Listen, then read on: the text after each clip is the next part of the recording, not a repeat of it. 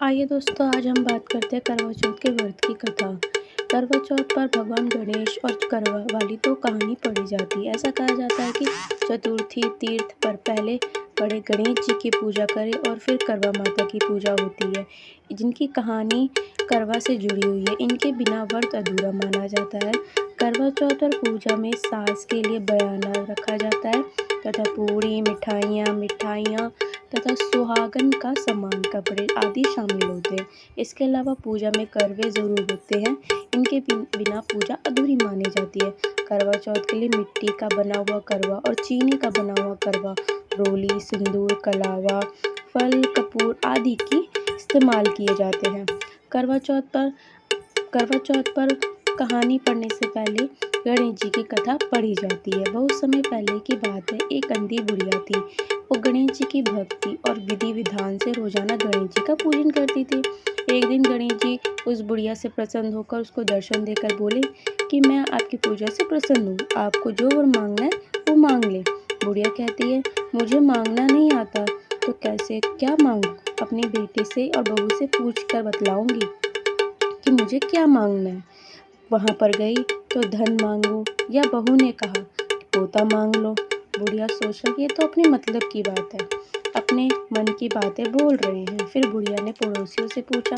पड़ोसियों ने कहा, बुढ़िया तेरी थोड़ी सी जिंदगी बचे तो तू अपनी आंखें मांग ले, जिससे तेरी बाकी की जिंदगी सुख में बीत जाए।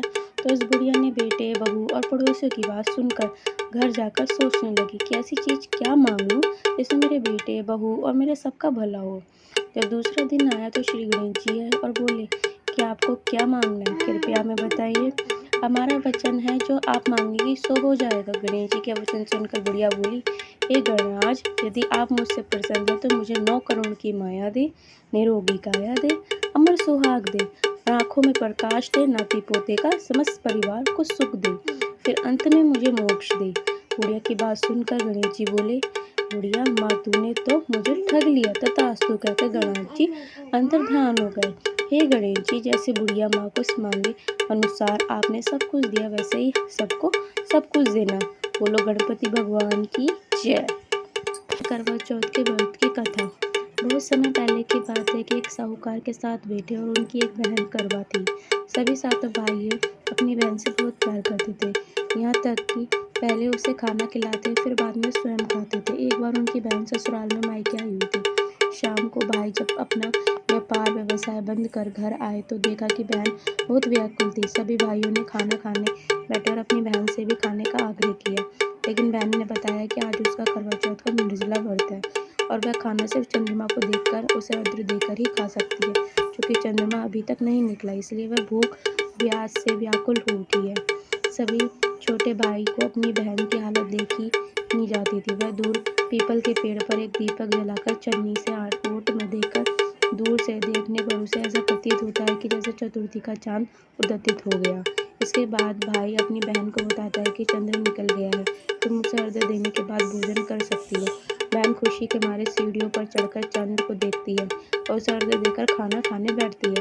पहला टुकड़ा मुंह में डालती है तो उसे छींक आ जाती है, दूसरा टुकड़ा डालती है तो उसमें बाल आ जाता है, और जैसे ही तीसरा टुकड़ा मुंह में डालने की कोशिश करती है तो उसके पति की मृत्यु का समाचार उस समय मिल जाता है। वह बौखला जाती है। उसकी भाभी उसे सच्चाई से अवगत कराती है कि उसके साथ ऐसा क्यों हुआ। करवा चौथ का व्रत गलत तरीके से टूटने के कारण देवता उससे नाराज हो गए और उन्होंने ऐसा किया। सच्चाई जानने के बाद करवा निश्चय करती है कि वह अब अपने पति को अंतिम संस्कार नहीं होने देगी और उसे अपने सती और उसे पुनर्जीवन दिलाकर रहेगी। वह अपने पूरे 1 साल तक अपने पति के शव के पास बैठी रहती है, उसकी देखभाल करती है, उसके ऊपर उगने वाली सुईनुमा घास को एकत्रित करती जाती है। 1 साल बाद फिर करवा चौथ का दिन आता है और सभी भाभियाँ करवा चौथ का व्रत रखती हैं। जब भाभियाँ उसे आशीर्वाद लेने आती हैं तो उसे भाभी उसे यम सुई ले लो, पीयू सुई दे दो, मुझे भी अपनी जैसी सुहागनी बना दो, ऐसा आग्रह करती है। लेकिन हर बार भाभी उसे अगली भाभी भी आग्रह करने को कह चली जाती है। इस प्रकार जब छठे नंबर की भाभी आती है तो करवा उसे भी यही बात दोहराती है। वह भाभी उसे बताते हैं कि चूंकि सबसे छोटी भाई की वजह से इसका व्रत टूटा, तो अंत में उसकी पत्नी ही शक्ति है वह तुम्हारे पति को दोबारा जीवित कर सकती है, इसलिए जब तक वह आए तो तुम उसे पकड़ लेना और जब तक वह तुम्हारे पति को जिंदा ना करे वह उसे नहीं छोड़ना। ऐसा कहकर वह चली जाती है। अंततः सबसे छोटी भाभी आती है। करवा उसने भी सुहागनी बनने का आग्रह करती है, लेकिन वह टाल मटोल करने लगती है।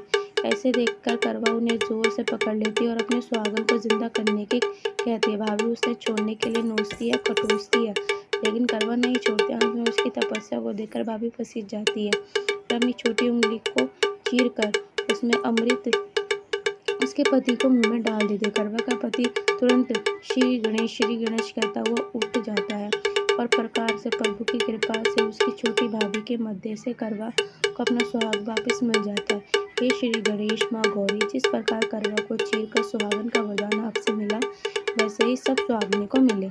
जय करवा चौथ की माता की जय।